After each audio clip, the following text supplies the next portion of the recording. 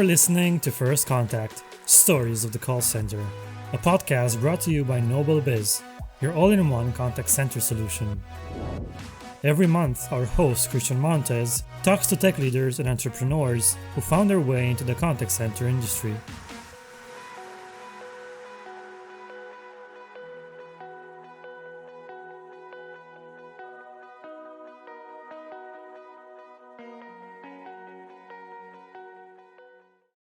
All right. Hey, everyone. Welcome to another episode of First Contact Stories of the Call Center. Super excited about today's episode. We got a good friend today, also a client who's joined us. We have Eric Sims. Now, for those of you who don't know Eric, he has been spending a lot of his history, a lot of his time being an expert in the contact center space. Now, he's also the co-founder and CEO of Leading Edge Connections, the #1 fully remote outsourced contact center. Now, we'll talk about that a little bit later. But he's also the host of Preventing Brand Slaughter. Now, I love that name, and we're going to have to talk about that later as well. It's a weekly podcast that helps businesses gain insights and information on how to protect their brand from self-inflicted sabotage. And guess what? I'm sure no one has ever done that before. So, Eric, welcome to the show. So excited to have you here. Thanks for coming on.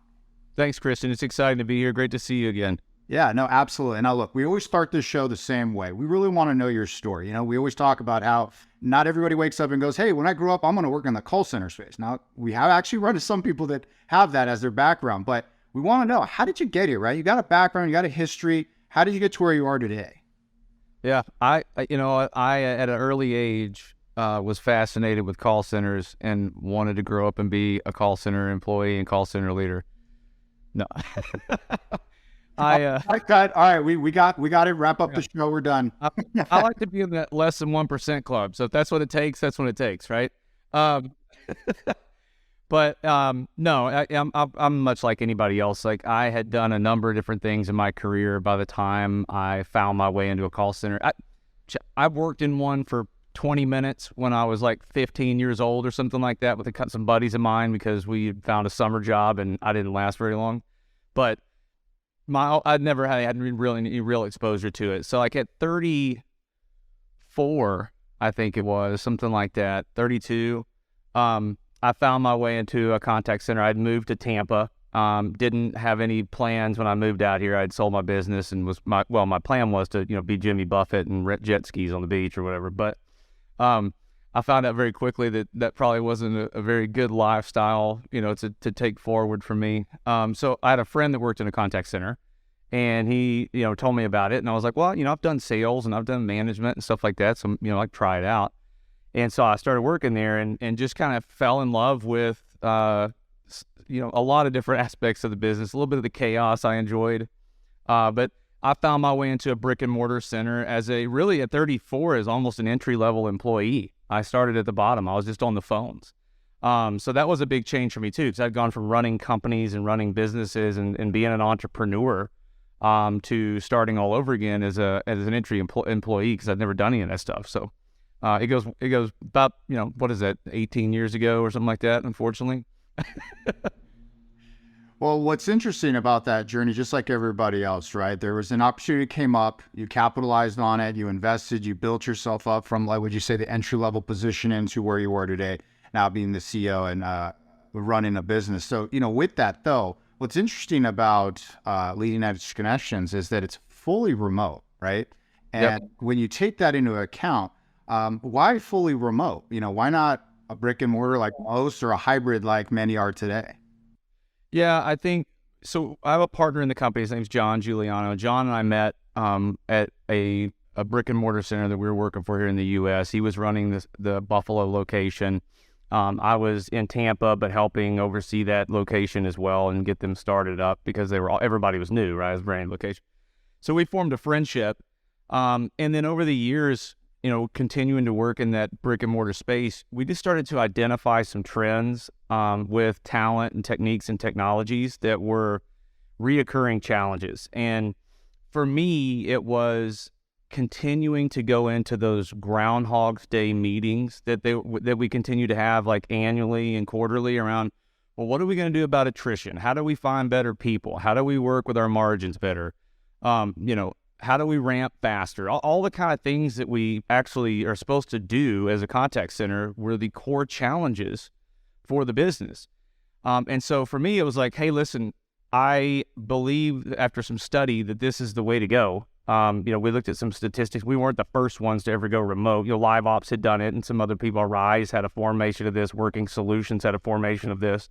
So we were able to come in after a few people had done this and say, okay, what worked, what didn't work, right? Or what could we make work better? But the big piece of the puzzle was like, I'm just tired of trying to solve the same problems with the same brains and the same financial model that created the problem. And so for us, it was like, hey, listen, if we remove the real estate, that was the first big thing for me. So looking at a P&L, I said, listen, what's our largest cost? Outside of payroll, right? But payroll's budgeted in the contact center as part of your revenue cycle. You can't, get rid of all your payroll. It doesn't make sense. That was the building cost, and we said, okay, so what's our biggest hurdle with hiring? Well, I'm not a rocket scientist, but I took a piece of notebook paper and I drew a circle on it, and I said, okay, if we have a building in the middle of this circle, we have about a 5 to 10 mile radius for us to hire people.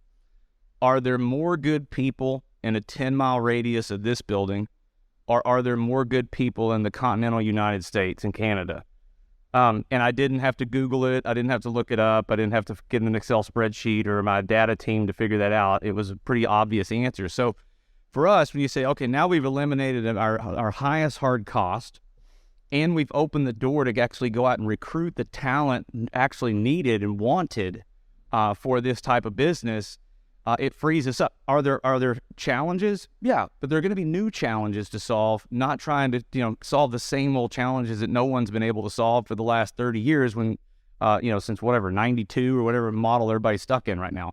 So that was a big piece for us. That was our why. We wanted to open the door to be very flexible and scalable. The other piece with that was looking at the workforce. I don't know, I'm rambling a little bit, but looking at the millennial workforce and the Gen Z workforce, primarily at that point in time, it was a millennial workforce, and saying, okay, we've already got a good amount of these people in the workspace, and they are mathematically one of the largest batches in history. We're going to continue to see that percentage go up. The current model is not conducive for that type of employee at a high percentage scale. When you looked at what they want, what they need, how they operate, how they learn. So we were like, we need to do something different, and we need to do it in a way that's attractive to that generation and the generation after them, from training to recruiting to management to technology to everything. And so those are kind of the big pieces. And we always call it the 3 T's. It goes back to talent, techniques, and technologies for us. There's so much to unpack there, and it's great to hear how you said, hey, I saw a problem with how my business was running.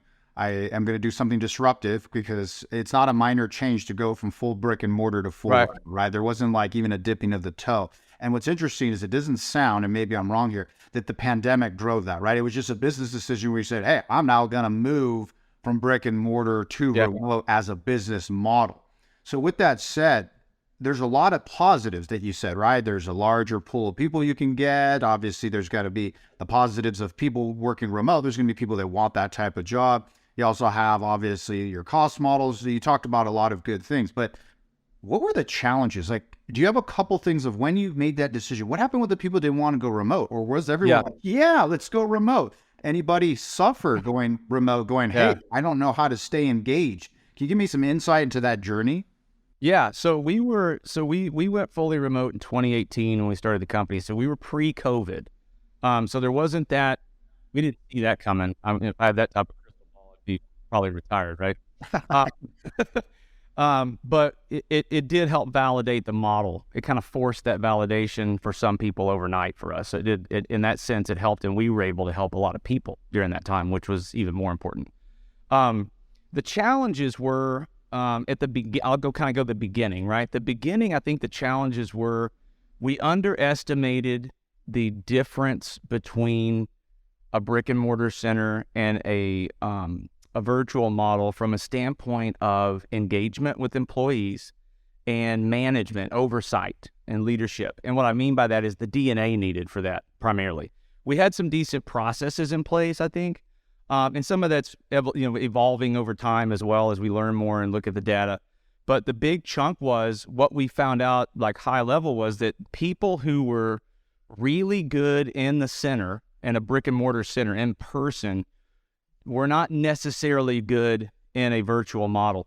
The virtual model required a far more analytical type of manager. They still had to have that personality, but they had to figure out a little bit different way to do it. They couldn't run down the aisle and throw hacky sacks and bubble gum at people and slap people on the back of the head. They weren't spending 6 hours a day chasing people in the back parking lot for smoke breaks, right? So there was, it was different, and so what we found was we had to kind of recreate that DNA that we looked for in leadership, and move that a little further over on the analytical side. So that they understood the business a little bit further, and were more numbers and data driven on their decision making, and they were very methodical and organized, right, type of person. So when you look at kind of like a predictive index profiling type scenario, we went from something that was far broader and more loose and charismatic to something that was a little more analytical. They weren't like data nerds, we call it, like we're just behind the scenes, not able to talk to people. I mean, those guys are needed too. And girls and people, whatever, but they had to move that needle over a little bit further from where we had originally anticipated. That was a big one. From a client standpoint, I was really concerned from a client acquisition standpoint about how are we going to close business? Like, because the old way of doing it was they came and visited your site, you flew out to see them. There was a lot of in-person dog and pony type of stuff, right? And although most of us in the industry, if we're real honest, would say we all know what that is. It's a dog and pony show, right? You bring them in the building, you pony them around and show them all the people that you've handpicked for them to see that day and make sure that anybody you don't want them to see is off. All those kind of secrets that we didn't have to do anymore. But at the same time, it was like, well, how do we see your center? And so it was a concern. The travel piece, I was very shocked early on that people didn't ask to come see us more or to meet us in person more. They were far more comfortable, and that may have had to do with, after a year or two, with the COVID piece, people got far more comfortable with remote. Early on, I was just shocked, but I think the SaaS world and the CCaaS world, because of that type of selling, has gotten so more popular.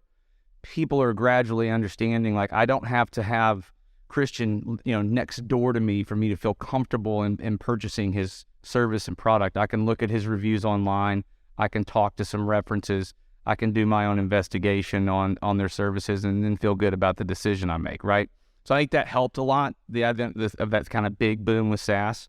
But those were kind of some of the things that scared me at first, was just how are we going to handle those two things? And so we've been able to navigate those things, and they haven't been as big of a demand as what we thought. Yeah, it's interesting how you talk about that fear of how that next step in running your business could also become this big impediment where you're like, I don't know what I don't know, right? Are the customers going to not be okay coming into the office or doing the walk through the dog and pony, as you said, and so on and so forth. And I think a lot of times that's also what keeps us from making decisions, right? Is the fear. We just go like, I don't know the answer to that. I don't know how it's going to affect my business, so I'm not going to do it. And so you look at it and say, well, the current model doesn't work. We got to do something different. And so you went ahead and did that. And so it's interesting to talk about the aspect of engagement, right? Because you said there's managers that had to be more analytical. When it comes to the concept of engagement, right? Is there anything special or unique or things that you carried on from prior business models in brick and mortar externally to this remote world where you can get that engagement really going when, like you said, you can't throw the gum at people or walk by them, do anything?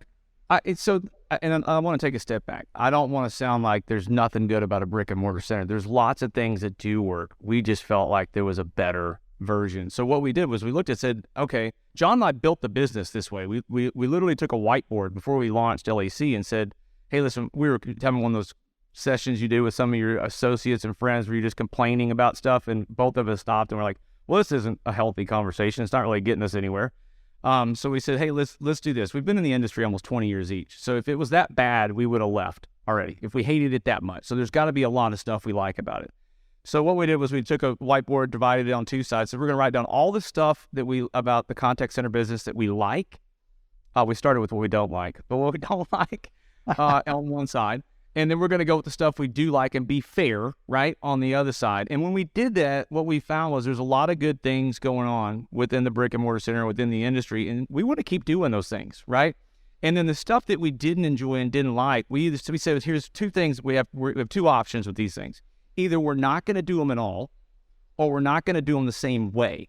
We're going to figure out a different way to do them, right? And so a lot of that we came in with like, hey, listen, like prizes, incentives, things like that. They're important. We've all looked at those. They're like candy, and literally to a child, they give you a temporary spike. They don't really create culture. So we got to have a big focus on culture. But to go back to your question, some of the stuff we found was like, hey, listen, like people enjoy having break rooms and being able to meet people and talk to people. They love to be able to share a meal together. They love to be able to win food or gifts or things like that, right? Like those are still great things. So how do we recreate those in the virtual environment? So we adopted an internal platform it's a Facebook product, but we use it. It's a business product of theirs that creates a social and communication element for our teams that we can have breakout rooms in, and movie rooms and lunch rooms and things like that for them to go into if they want to talk to each other. And then on top of that, we've got stuff like Zoom and stuff like this where you can get on multiple people and have meetings or happy hours or whatever it may be. And then we did stuff like DoorDash and Uber Eats and stuff. So, hey, if you want food or you wanted something to eat, we just wanted to surprise somebody. Ding dong, hey, there's your lunch is at the door. And then they get on and eat with their friends. We'd set up a time for them to go do stuff like that. So it was still managed with a lot of recognition, a good amount of incentives. I think we put a higher emphasis on training and time investment and time ease with the agents. Like, how do we create more frictionless stuff for them to feel empowered in their job? So those are some other things. But anyway, that's some of the stuff we did. We just took what was working in that center and said, how do we do that in a virtual environment? And those are the stuff, to me, that's the stuff that's fun, right? Like, I enjoy trying to solve new problems. I don't enjoy banging my head against the wall, trying to like figure out the same thing we've been trying to figure out forever, all knowing what the answer is already. So that was a lot of fun. Yeah, you know what's great about that is a lot of times we just try stuff, and that's important, right? To get new ideas flowing and get the juices going. But you also stop for a minute and you were intentional about what you were trying to achieve. And you were looking at the outcome, the end result, and then you worked your way back, right? You took the thing and said, oh, we're just going to wipe the whiteboard clean and start from scratch. You say, we don't need to reinvent the wheel. There's some stuff here that the outcome that drives engagement, drives performance, drives people believing in what they do for work, creating an environment for them to want to work there. You just may have had to find a different way to get there, but that was part of the engagement model, which is great. And so with that, you were doing a lot of positive things. I want to kind of skip over for a minute now to preventing brand slaughter, right? Okay. It's an awesome name. With that said, though, what inspired you to even start that in the first place? And there's got to be some topics that were just awesome at the beginning or that you've started going over, or maybe ones you're excited about talking about next. Give us some insight into that. Yeah, so I have to give 100% credit to John. John came up with and coined the word brand slaughter. And we were in a conversation and he said it, and I was like, oh, I was kind of like everybody else. I was like, dude, that's a great word. It's such a great picture, and it gets people attention. And then we started talking through like what it is, really kind of forming up, like, what does it really mean? And we had some funny stuff that we threw in, but we were like, all right, it really is, it's involved around, because it came out the concept of like manslaughter, right? Like, unintentionally, or intentionally, killing something, right? Like, and so we're like, these are moves that people are making. They're killing their own brand. They're sabotaging their own brand. And we were watching this happen. Don't get me wrong, we've been guilty of brand slaughter. Everybody has, right? We've all made bad decisions. But we had the good fortune early on, because we were small and we were taking on a lot of earlier cycle business at the time, to watch other companies and other industries struggle and help some of them that would let us, and some of them, that we couldn't help. But what we saw was like, hey, there's a good amount of stuff out there that's just self-inflicted pain, like that's just being created. And so, and then we looked and said, well, we see it here. Let's look at some of these other businesses. And, John and I've gotten where we kind of just evaluate stuff as we travel or as we go stuff, and it's kind of become our hobby, right? and looking at stuff and saying like, what's the communication, what's the technology, what's the techniques, what's the talent look like, and what are they doing that either enhances the brand? And we've all had those experiences where we just walk out of a place and you're like, wow, I would like take that employee with me anywhere they go. Even like we had dinner when everybody was here last time down at this place called the Gin Joint, right? Great place, cool place, but the guy that served us was so phenomenal, right? Like we were like, he was so on point, so good with the company, so good with what he did, that we were like, dude, I would go back there and take anybody I know and drag them back in that place just to eat with that guy. Not even that, and the food was good too, right? But just to eat with that guy. So to us, like that guy, that person's building a brand for that company and preventing brand slaughter from happening. We've all had those experiences where you get on the phone with somebody or call somebody, and right now the airlines are getting beat up like crazy for this, right? Like you can't get through to people, and they're making cuts and adjustments that I understand there's financial models in place, right? But they're jeopardizing brand longevity and jeopardizing brand efficiency and really killing their customer lifetime value and a lot of other stuff based on things. So we were like, hey, how do we start exposing some of this stuff in a positive way? It's not about pointing the finger at XYZ and making fun of them and saying they're a terrible company, because we've all made mistakes. But we wanted to bring to light two different points, right? Here's what one group is doing that's phenomenal. Let's focus on that. And if anybody learns anything from it, you could take this and duplicate it in your company or call these people, if they're on the podcast, get in touch with them, right? If they're not doing something that's great, or if there's something out there that someone's already tried and it's failed miserably, let's expose that too, so other brands and other people don't have to go through the same pain. I mean, it's a beautiful part of the world we live in today, where we have so much information and access, is, hey, we can actually talk to millions of hundreds of thousands of people, can log in if they want to, and just like they would for your show here, and learn something, right? And they don't have to feel the same pain that I went through or you went through with maybe mistakes or things that we had to learn. They can cut those things down and move forward faster. So that was a big piece of it. This is James. James is a contact center manager with a passion for philosophy and hiking. As a kid, he made a promise to himself that he would always follow his passion. Today, he ponders on the thought that this promise is probably the best decision he ever made. Today, James loves his job just as much as he loves hiking. So much that he sometimes brings the scent of fresh pine and the tranquility of the mountain streams back to the office with him. With Nobel Biz as his company's provider, James found the necessary peace of mind to finally bridge the gap between his passion and his work. By choosing to partner with the promise-keeping voice and software provider of the industry, contact center technical issues, downtime, and poor customer experience are now a thing of the past. In an industry ruled by uncertainty, Nobel Biz combines balanced pricing with the highest quality, topped off with outstanding support. But above all, Nobel Biz delivers peace of mind to contact center managers and owners. And for the first time, James hit that sweet spot of focus and confidence that is allowing him to take his business to new heights of profitability and success. After all, you know what they say, promises are the uniquely human way of ordering the future. Nobel Biz, the promise keepers of the industry.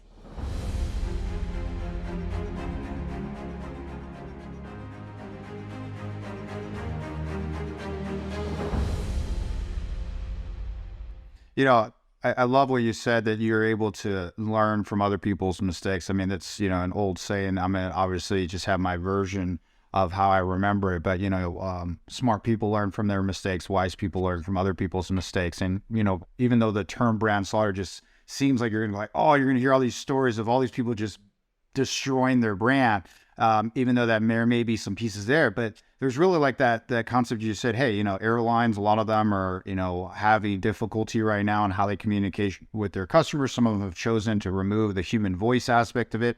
And I don't believe per se that it's good or bad that you remove or add a human voice into a conversation. I more of look at it as is it the right place at the right time in the right way that customer wants to be engaged, right?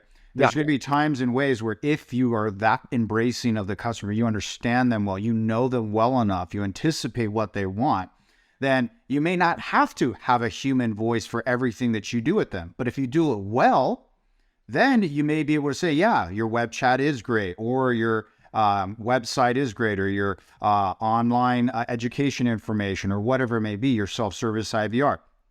But unfortunately, a lot of companies don't actually, like you said earlier, when you were looking at the end in mind, the outcome, they just go, oh, this is the next shiny object, or here's the thing that saves costs or reduces my human capital. But with that being said, what ends up happening is they end up just forcing more calls that are people that are upset. So talk to me about and diminishing your return, right? You diminish your revenue at the same time, so it's not really solving the problem you're trying to solve. And so you're spot on, right? One of the things that we talk to people about is, what are your customers saying? Because all of us as business leaders, and one of the things I have to remind myself of every day is that I get a day older and a day more out of touch with stuff, right? As much as I try, right? I have to remember, so I need to make sure that I understand what the frontline employees want and demand, and what the customer is demanding, and then I can take the budget and say, how do I make those two things work together most effectively? Because if I lower budget and put it all towards something that's not going to work, it's not an effective budget. It still needs to be used in a way that builds the customer and builds your revenue and closes your back door somehow, right? So I think that's a step that a lot of people move. They get into a vacuum because money's tight, and they have to make some decisions, and they don't take the time to investigate some of those things that may be different to their own personal opinions, or may be different to the things that they've done before that have made them successful. Because there's things that we do that made us successful last year, but they may not work this year. Right? And I think that's one of the biggest challenges I see is, how do you continue to evolve and solve problems in a new way? Because again, we both know that things move at a lightning pace in today's world. Yeah, no, absolutely. And I think part of that change is really, like you said, listening to your customer. And if you're not doing that and you only have what you want or what you think is cool in mind, then you may completely miss the mark, right? Where other people look back and go, oh my gosh, they completely, like you say, they slaughtered their brand, right? They did something that just didn't make sense because their customer wasn't at the forefront of that decision. So with that, one of the interesting things is, when you look at entrepreneurs and you look at the successes they have, you always look back and go, gosh, could I have done that? Or what could I have done in my career to have been able to aspire to that? Or for those that say, hey, entrepreneurship's not my thing, what would you say to that group that says, hey, I'd love to be an entrepreneur. I want to be an entrepreneur. I'm maybe scared of it, or, I've tried and I've failed. What advice could you give them to help them be able to look and go, hey, if you want to go build and grow your own business, here's some things I learned, or some things that you could probably take on your journey? So I think not everyone's built for entrepreneurship. And that's not a bad thing. I think one thing that people need to evaluate is, what is it going to take to be successful in business and in that industry? And if you're not built for that, that's okay. Go find something you're built for and enjoy yourself, because life's too short to try to be somebody you're not, doing something you don't want to do. So that's first and foremost. And some of that's discovery. So it goes back to something you said earlier too, which is there's, I think and agree, there's two ways to learn: mentors and mistakes. And we all at times have probably done both of those things. I find mentoring to be far less painful than mistake learning. I was a mistake learner for 32 years straight. I'm very familiar with mistake learning. So one thing I would suggest is find a mentor. Find someone who's extremely, you trust, who's experienced or knowledgeable in those areas you're evaluating.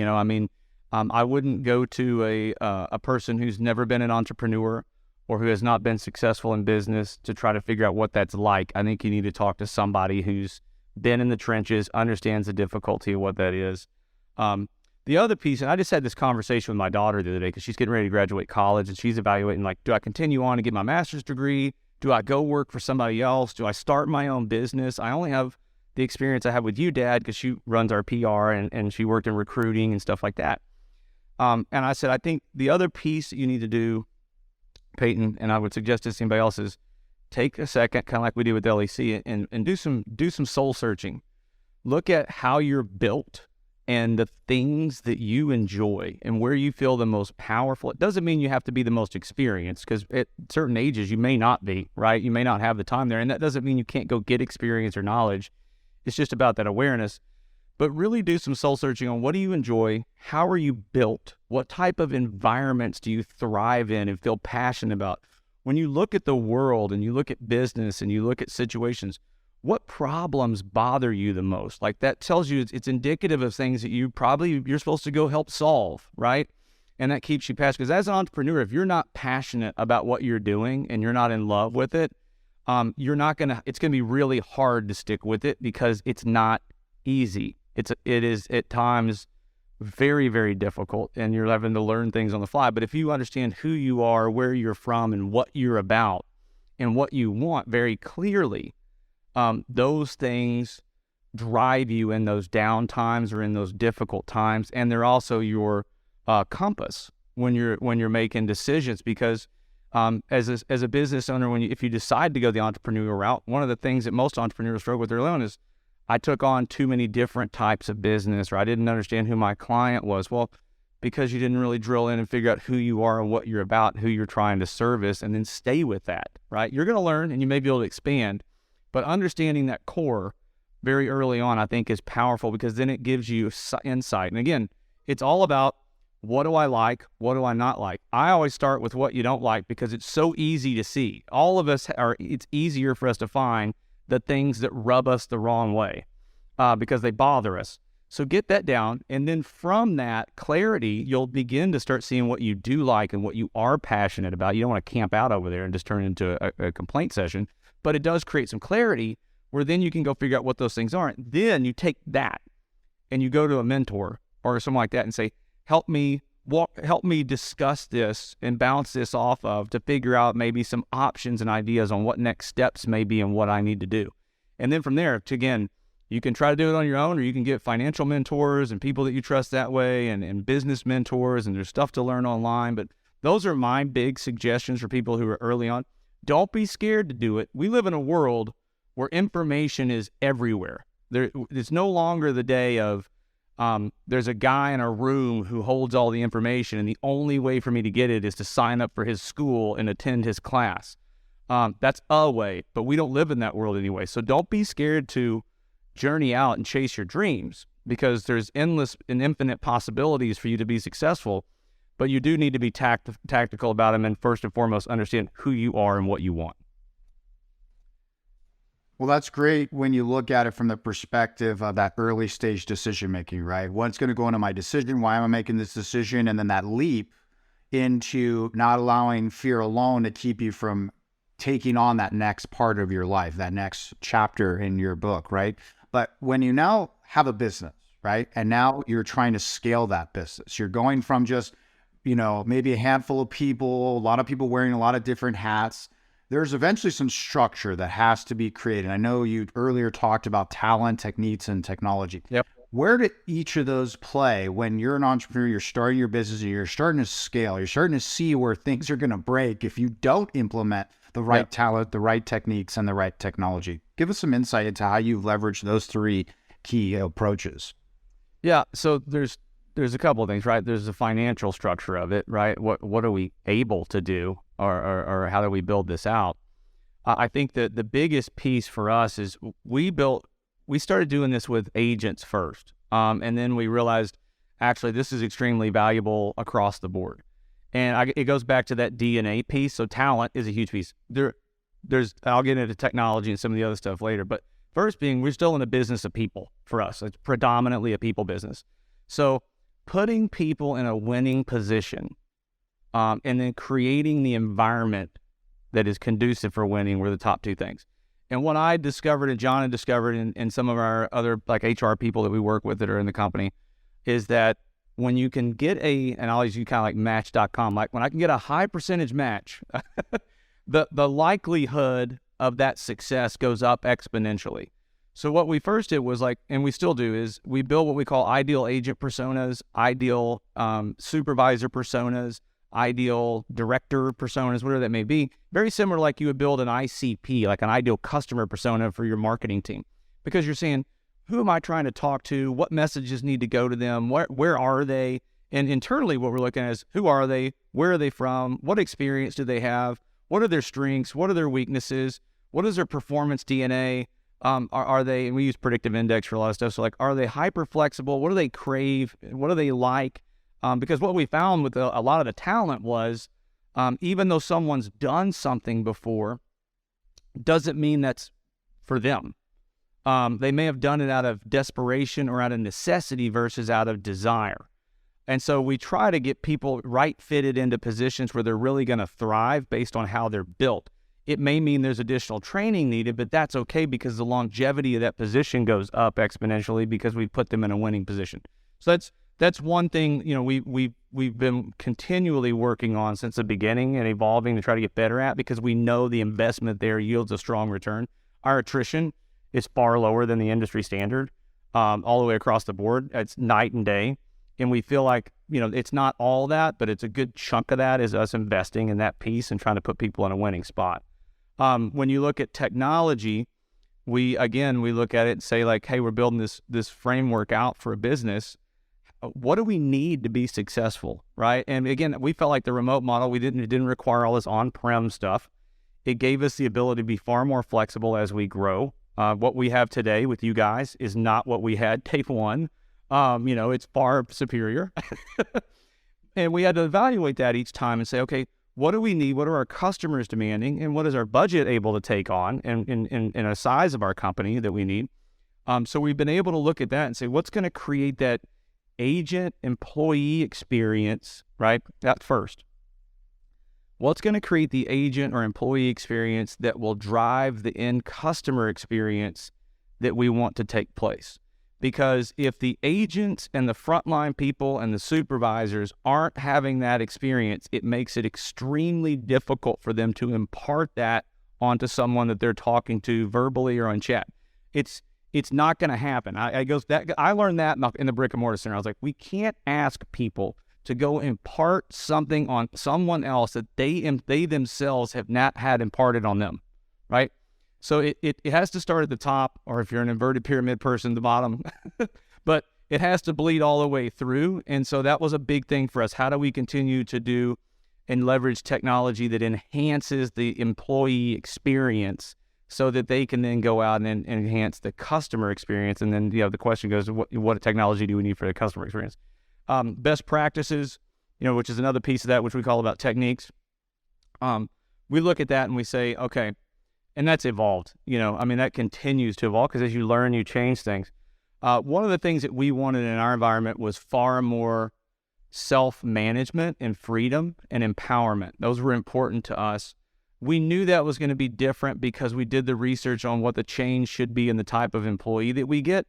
And there's a lot of data behind that we use to make that decision around work experience, life experience, education experience, the type of employee we were going to bring in versus a type of employee maybe we had before, at least in volume.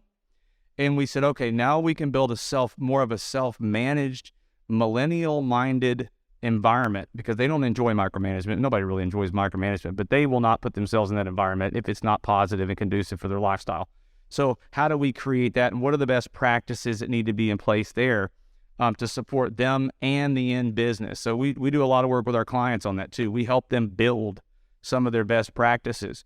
And I think, and you've been in this industry a long time, one of the cool things about the BPO space is we work across so many industries and businesses, right? We get to touch all this cool stuff. It brings a lot of value back to that one customer, because we can say, hey, listen, here's what we're doing over here in the SaaS industry that's working right here. Here's what we're doing on outbound that's working over here. Here's what we're doing on tickets, for a technology company and for a financial.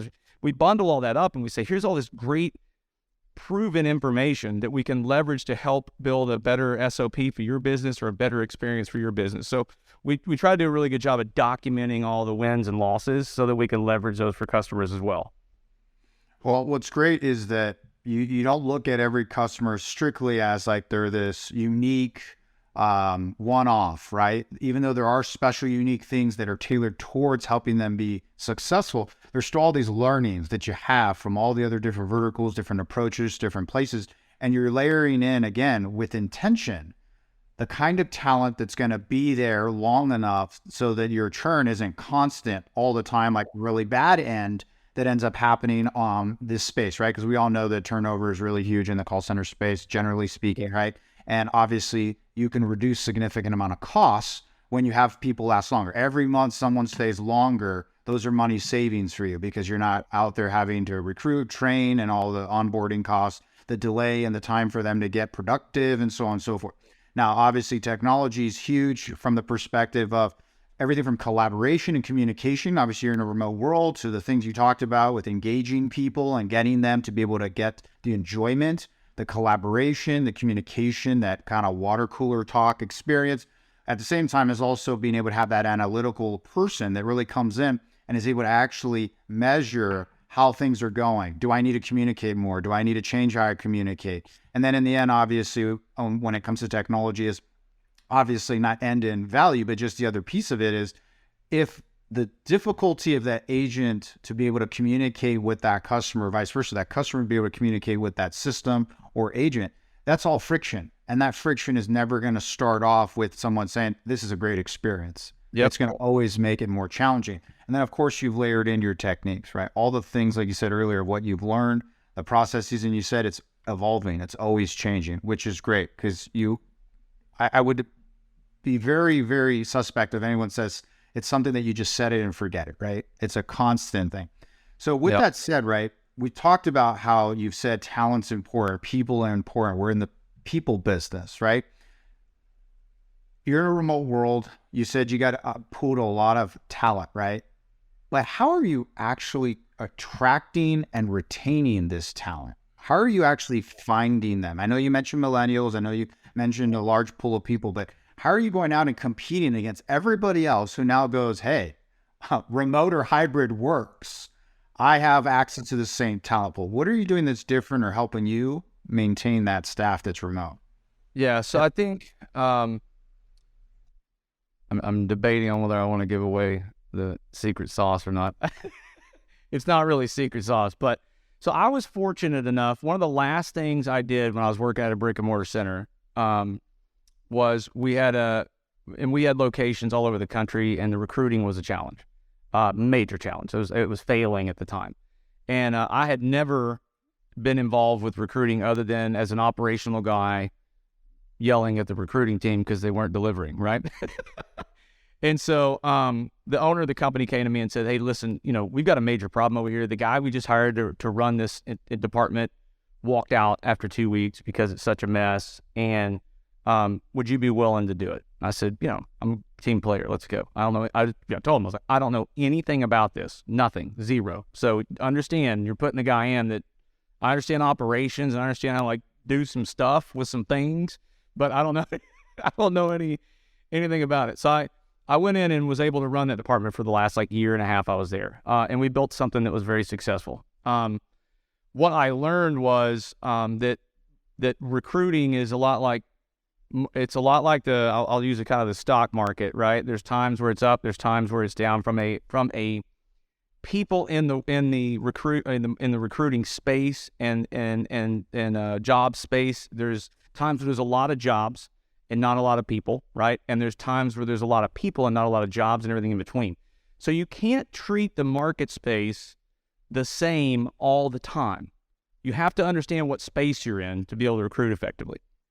The other piece that we discovered was almost all the ATSs, applicant tracking systems out there, were not conducive for the type of recruiting that a call center needs to do. I looked at a ton of them, and all the traditional ones that are big boys out there, we looked at them and said, this is great, but it's really designed as an HR function to bring people on board, but not in mass quantity, not fast, and not with the methodologies that we need to use in our recruiting processes that we'd like as a call center. So when we opened LEC, I'd already learned all that, luckily. It wasn't new to me. It was, okay, so, and I say all of that because this goes back to the best practices piece and the techniques piece. we knew that, and I'll use this example, we knew that recruiting was no longer an HR function. Recruiting was a sales function. And we had to treat it like an outbound sales campaign. Now, you can't use the word sales when you're talking about recruiting, but just in the mental aspect of framing it up, we needed to look at it. And luckily we said, hey, like we do outbound sales. I've done outbound sales. I've been an outbound salesman my entire life. So is my brother, and so is John and all these other guys. So we were very familiar with it. How do we take the fundamentals of that and implement that into a recruiting process, right? That's not reactive, that's proactive, and run in such a way that it is able to execute at high levels when turned and ramped up. So that was the first piece for us. We had to put all those things in place and to create that mentality of like, hey, it's not turn a spigot on, have somebody come to a website, fill out an application. The other piece within that was like how much friction, to your point, how much friction is there? When you're in a market space, and I'll give you my opinion here, it's based on experience, but it's an opinion. Once they created the, quote, monster of quick applications, where people can just do the slot machine application process, it dynamically changed how people are going to have to field applications and recruit. It's like, again, it's like a sales process where you have people doing click leads. So I've got to be able to source those, get through those quickly, and contact the ones that match up, and I have to put those processes in place that do that. I've got to train the team in place to understand what we're looking for. Again, that's why we started doing the ideal agent personas, of saying, how do we understand who we're looking for so that we can identify them in a sea of applicants? How do we do that? Because marketing's easy. You just turn the thing on and put money on. You're going to get applications.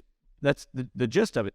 They're not always going to be the applications that are correct for what you need to do. So we had to build all those processes, do the training, put the right recruiters in place, because as we identified, they're not HR people. Nothing against HR people, but HR people are built a certain way. The type of recruiter we needed to fit more of a salesperson persona.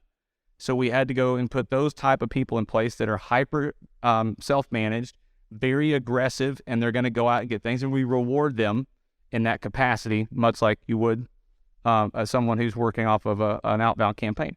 So for us, those are big things. In the market space, we understand branding is going to be important, so we've slowly continued to try to build a very positive brand online, working on reviews, treating people right, so hopefully we don't get bad reviews. It's not 100% guarantee, because, again, we all know that if somebody's pissed, they're going to go write a bad review. If they're happy, they're probably not going to go write a review because they're happy. So there's some things that we had learned over the years to do there to help promote the brand and make sure that that voice of the happy employee was being promoted as well, right? And then some of those typical marketing things to put those things out there that are attractive, and then keying in on messaging that is true to who we are, but also registers with the people that we're trying to attract. And we embrace the millennial generation. Like I've said all along, like I think this will probably piss a lot of people off there, but I think this is one of the greatest generations that's ever come across. They're very misunderstood, but every generation is. I laugh every time I hear somebody go like, they're entitled, they're lazy. Well, I mean, my grandparents said that about my dad, who was a baby boomer, and my dad, who was a baby boomer, said that about me, who's a Gen X. Every generation says that about the next generation because they don't understand them. So the appearance of it is there's something wrong, but there's not. You just got to understand who they are. And if you start viewing them as your customer versus your workforce, you'll start trying to figure out ways to connect with them. And that's how we view any candidate and any employee. First is they're our customer. How do we make sure that our customer satisfaction is very high, right? Because those are going to be the ones out driving customer satisfaction for our clients. So anyway, I know that was long-winded, but that's kind of the nuts and bolts of it. No, there was a lot of really good nuggets there, right? One of them really is, and I don't disagree with you at all on the concept of when you're going out to get talent, it is a lot like sales and the idea that you have to have a specific profile you're looking for. And then you have to know how to attract that talent. You need to know where to find that talent. And then you need to be able to state whether or not you are the right fit for them just as much as they're the right fit for you, right? It's not always one way, like, oh, you should be honored to be allowed to apply for my position that's open. It's more of, well, are you both the right fit? Because in the end, that talent is going to translate into outcomes for your end customer, right? Which is the external customer in the outsourcing world. But the other piece of it, when you look at it from the perspective of not only having the right people and the right approach to getting people, but I think you're right. When, people complain, they're going to tell a bunch of people. When they're happy, they only tell a couple. But I think you said something really important earlier in our conversation where you went to that restaurant and that person left such an impression on you. It was so memorable that it was different, not just better. And so you went out to the world and said, hey, I wanted to drag you here, right? So that you can experience this. And so when you take your internal customer with that same experience, that same way of creating those memorable moments for them, then hopefully not only do they stay, but maybe they tell other people and so on and so forth. All great stuff, really good stuff. And obviously I'm going to be respectful of the time that we got together. So I got a couple things I want to cover when we get to the end here. So one of them is, the pandemic hit, right? And for a lot of people, super disruptive. A lot of things from going brick and mortar to remote. They weren't ready with processes or the right talent. You talked about, man, if you had a crystal ball, there was just all these things that you had. But what things, if any, did you change, implement, or learn as a leader, as a business, when you did get to the pandemic that you didn't already have in place, that you needed to put in place or do or change as a byproduct of the pandemic already being a remote business? Yeah, so it did impact us minimal from our operational processes because we were already pretty much doing everything that we were doing during that time. I think what we learned in that scenario was the unawareness we had around how that may impact our clients. And so we learned some stuff around that. I think the bigger piece too was, and this is something we started to look at. So if you had to give me what's the number one thing we learned? The point of diminishing return on agent and employee energy and effort and demand. Because the stress levels, and nobody could anticipate what the stress of the pandemic was going to do to everybody, right? And I mean, we've seen it afterwards, what it's done with people with mental health, what it's done with people with, fear of going anywhere. There's a lot of stuff, right? Rightly so. We learned a lot about how do we keep people in that sweet spot of working. We went from a model where everybody was 40 hours a week, full time, here's your schedule. We had some flexible scheduling. We tried to be friendly with it, and you could choose this and blah, blah, blah, that. But what we realized was okay, we got to take into account external stress, the stress of what they're actually engaging with on the job, right? Because some of our clients are telemedicine, right? I mean, the stress of that job went through the roof during the pandemic, right? So how do we account for some of that to make sure that we keep our employees in a healthy workspace to ensure that they're not burning out and breaking? Because, again, pressure breaks pipes, and there's pipes are made to hold pressure, but you need to understand what the max pressure is and keep it underneath that so that you don't break it. And we need to that was a big one for us, is how do we start measuring that and going back to how do we create training that made people feel more secure in their role? Because one of the biggest challenges in the role is I've got a level of fear and insecurity because I'm not exactly sure what to do.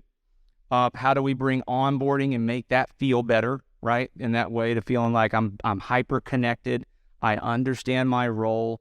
I know what I'm supposed to do, at least to a competency level where I don't feel like I've been thrown into the deep end of the ocean during a storm. And how do we monitor that and look at that? So we kind of keep our eye on that. Like I said, I think it's really helped. We've seen our attrition, or I should say our retention, continue to go up. And since that time, and so, but we've changed some scheduling. Like some people on some projects, we don't do 40-hour-a-week scheduling. We do more like 30, 32, 35. Don't get me wrong, there may be some people that are on there 40 because they've requested it and we've determined they can handle it.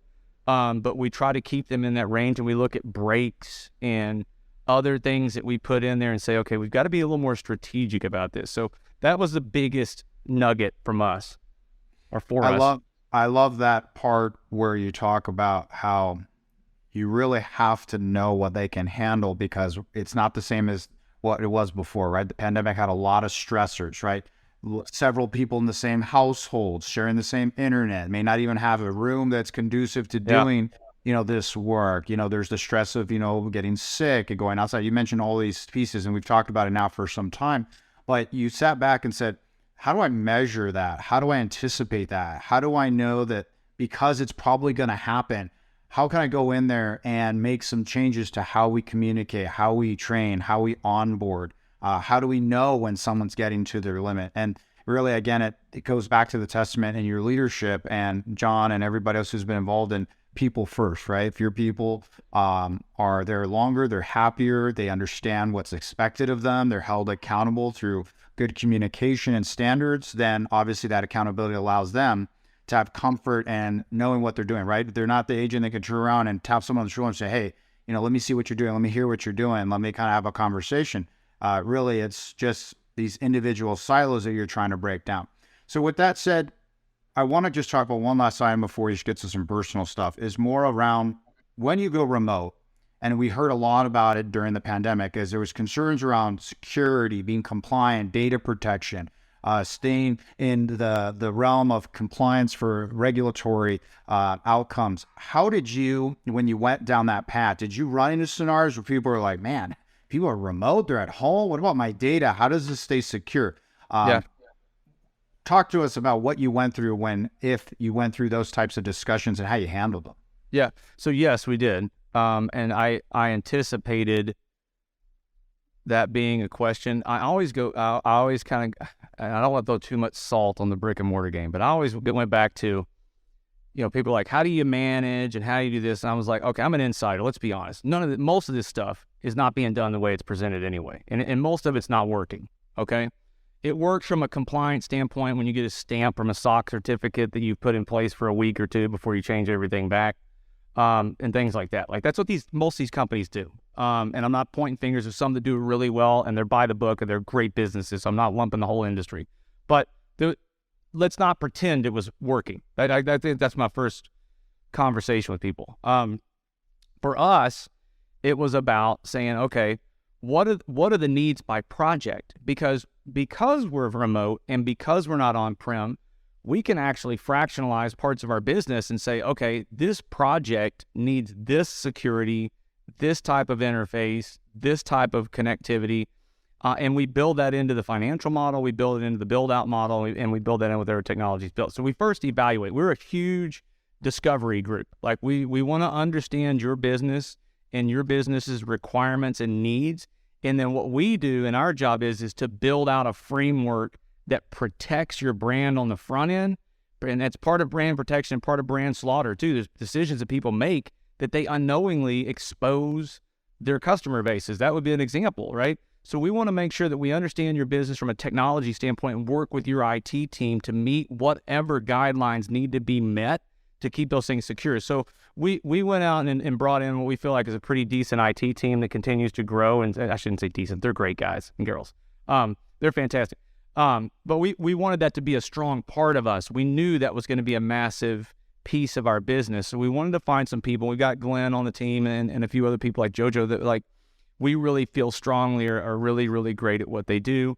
But again, it goes back to just that customization around each project and what needs to be done. And there were some that after we looked at what needs to be done and they looked at it and the pricing that would have to go into place and maybe even development or something like that. So sometimes, and it's only happened once or probably 2 times in 5 years, we had to say, this doesn't make sense. Both of us. Like we looked at it and said, this doesn't make sense. We have to price this. Takes us out of the competitive market space you're even evaluating us for, right? And even though we feel like we do a better job than anybody else, at the end of the day, it still comes down to dollars and cents, right? Like you've got to be able to put it into a bucket that makes financial sense to your client.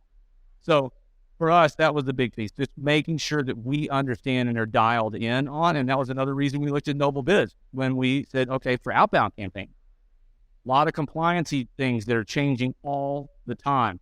We can't keep up with all that. We keep up with what we can. We need a partner that helps us keep up with it, right? So for that piece, that was another, chunk there that really helped us acquire some clients, and it still continues to, because we can go in and say, well, we've already got X, Y, and Z covered, right? From a technology protection, a data protection standpoint, a compliance standpoint. So anyway, I know that's not really granular, but it really is different by client. I'll tell you, we have financial clients, we have telemedicine clients who are dealing with HIPAA. We have insurance clients, so I mean, there's a good gamut of stuff that we've got to be compliant with from a data security and access security standpoint. So anyway, it's a big chunk of what we have to continually work on and evolve. Yeah, I think the big takeaway is it's not one size fits all. It's being able to know your customer and then be able to have a conversation with them so that they feel comfortable that you're not a risk to their business, right? And as long as you come in with the right people, you hired the right people, they understand the space, they come in and take those best practices like you've talked about earlier, share them and say, how do we collaborate together to get you that end point, which is comfort that I'm not a risk to your business when it comes to these things. All right, so we've run out of time, but I got to just ask one thing. I know you're super busy, but with that said, what do you do outside of work? I mean, what do you have that you're passionate about? As I know you got a busy schedule, but what are you doing to kind of decompress, disconnect, or do whatever it is that you love? So I start every day with journaling and reading something spiritual and productive for myself. I got out of that early on. It was detrimental to my ability to execute and be happy. So that's first and foremost. If I'm not good personally, I'm no good for anybody else. Business, my kids, anything else. Outside that, it's 99% children and my wife. I have 4 kids. As I mentioned, I have one of them that's working for me, so I steal time there, to get with her because she's in college in a way. But and I have 3 littles, so it's baseball, soccer, volleyball. I exercise, so I try to keep a good regimen there. I'm an old gym rat, so I just like to work out. And then I don't drink. My last vice is I've gotten into cigars, and so I like to sit on the patio or go down to the cigar bar and have a good cigar and talk with people, or just sit by myself and listen to the birds chirp. And so those things for me are the big things that keep me aligned, family, faith, and friends, Well, I'll tell you right now, whenever one does, right, finding what those things are and having a balance and having a place and time where they get to participate in your life, where it's not just work, I think is critically important for all of us who obviously don't take that time during the day, at the end of the day, or any other time that you got that time to really have to yourself, to your family, to others. And I think you're spot on a lot of that. Now, look, I love our conversation. I know we could talk forever. There's so many good things I'm sure we'll be able to talk about in the future. But look, there's going to be people that said, Eric, I love you. I want to connect with you. Hey, your business is awesome. I want to know more about it. How can people connect with you, connect with your business if they want to continue a conversation with you? Sure. They can connect with me on LinkedIn. It's just, Eric, ERIC, Sims, SIMS, and it's under, Leading Edge Connections. You'll see me as the CEO of that, of Preventing Brand Slaughter. You can find me on the Preventing Brand Slaughter podcast, which is on pretty much every platform out there, and then on YouTube. And then you can email me directly. I don't mind. I welcome conversations. So my email is Eric, ERIC, at LEC, the number 4, YOU.com, selectforyou.com. So those are the main and the easiest ways. You can go to our website too if you want to fill out a contact form. Then myself or one of our other guys will reach out to you. Awesome. Well, look, if you haven't checked out Preventing Brand Slaughter, you have to. It's just another place where you're going to get some valuable information and obviously a great conversation that you'll be able to get the outcomes from. So look, that's today's podcast. Super excited for those you're going to be able to listen to it. And look, if you really haven't subscribed yet, please do leave us a review. Tell us any information, feedback, maybe guests that you can have us on. But until next time, thanks for joining First Contact Stories of the Call Center. Eric, great talking to you, bud. Great. Thank you.